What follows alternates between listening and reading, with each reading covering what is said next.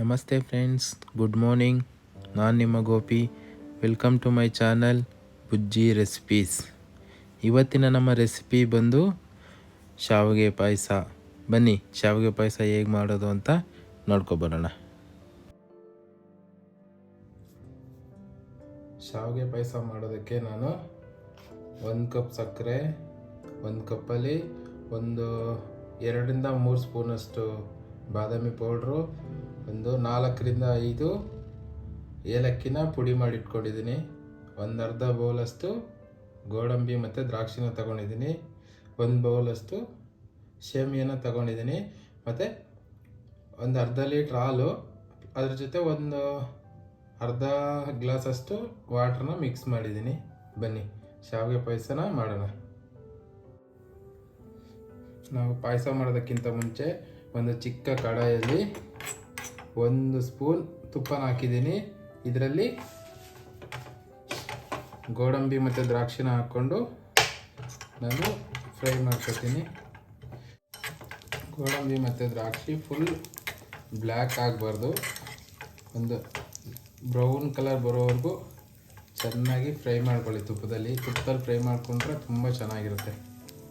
ನೋಡಿ, ಕರೆಕ್ಟಾಗಿ ಆಗಿದೆ. ಇವಾಗ ಇದನ್ನು ನಾನು ಒಂದು ಬೌಲ್ಗೆ ಹಾಕ್ಕೋತಾ ಇದ್ದೀನಿ. ಮತ್ತೆ ನಾನು ಕಡಾಯಿ ಇಟ್ಟು ಮತ್ತೆ ಇನ್ನೂ 1 ಸ್ಪೂನ್ ತುಪ್ಪ ಹಾಕಿ ನಾನು ಶಾವಿಗೆನ ಫ್ರೈ ಮಾಡ್ಕೊತೀನಿ.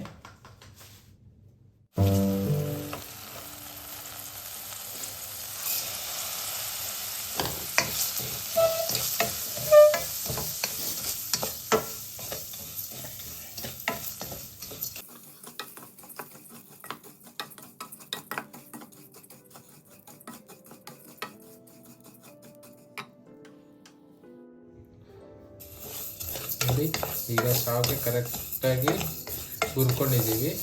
ಇವಾಗ ಫಸ್ಟಿಗೆ ನಾನು ಒಂದು ಸ್ವಲ್ಪ ನೀರು ಹಾಕ್ತೀನಿ. ಯಾಕಂದರೆ ಈಟಲ್ಲಿದ್ದಾಗ ಸಡನ್ನಾಗಿ ಹಾಲು ಹಾಕ್ಬಿಟ್ರೆ ಒಂದ್ಸರಿ ಒಡೆದೋಗೋ ಚಾನ್ಸ್ ಇರುತ್ತೆ. ಅದಕ್ಕೋಸ್ಕರ ನಾನು ಏನು ಮಾಡ್ತೀನಿ, ಒಂದು ಸ್ವಲ್ಪ ನೀರು ಹಾಕ್ತೀನಿ ಫಸ್ಟ್.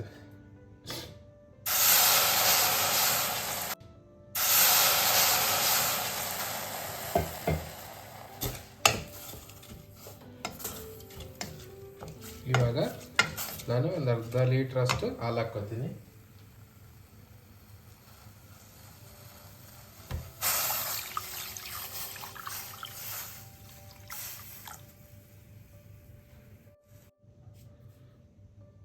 ನೋಡಿ, ಚೆನ್ನಾಗಿ ಬಾಯ್ಲ್ ಆಗ್ತಾ ಇದೆ.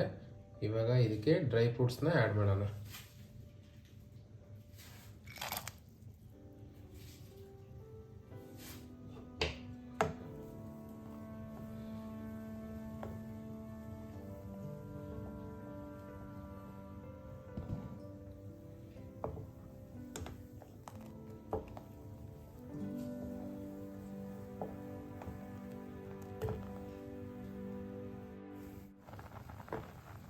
ನೋಡಿ, ಇವಾಗ ತುಂಬ ಚೆನ್ನಾಗಿ ಬೇಯ್ತಾ ಇದೆ. ಇವಾಗ ನಾವು 1 ಕಪ್ ಸಕ್ಕರೆನ ಆ್ಯಡ್ ಮಾಡ್ಕೊಳ್ಳೋಣ.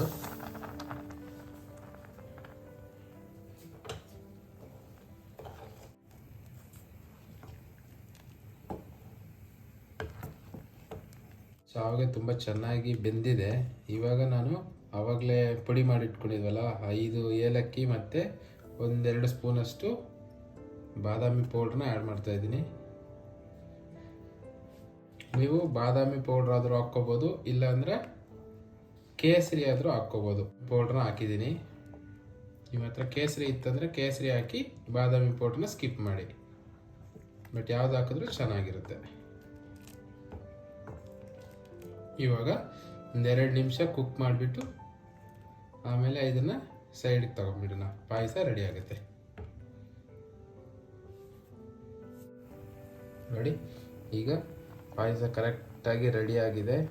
ಇವಾಗ ಸ್ಟವ್ ಆಫ್ ಮಾಡಿಬಿಟ್ಟು ನಾವು ಇದನ್ನು ಸರ್ವ್ ಮಾಡ್ಕೊಳ್ಳೋಣ. ನೋಡಿ, ಈಗ ಪಾಯಸ ರೆಡಿಯಾಗಿದೆ. ತುಂಬ ಚೆನ್ನಾಗಿರುತ್ತೆ.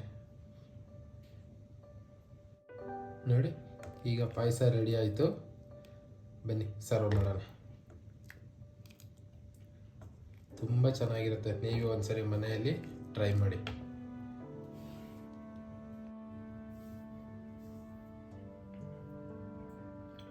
ನೋಡಿ ಶಾವಿಗೆ ಪಾಯಸ ಎಷ್ಟು ಪರ್ಫೆಕ್ಟಾಗಿ ಆಗಿದೆ.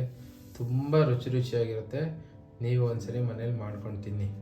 ಈ ವಿಡಿಯೋ ಇಷ್ಟ ಆದರೆ ದಯವಿಟ್ಟು ಶೇರ್ ಮಾಡಿ, ಲೈಕ್ ಮಾಡಿ, ಸಬ್ಸ್ಕ್ರೈಬ್ ಮಾಡಿ. Thank you.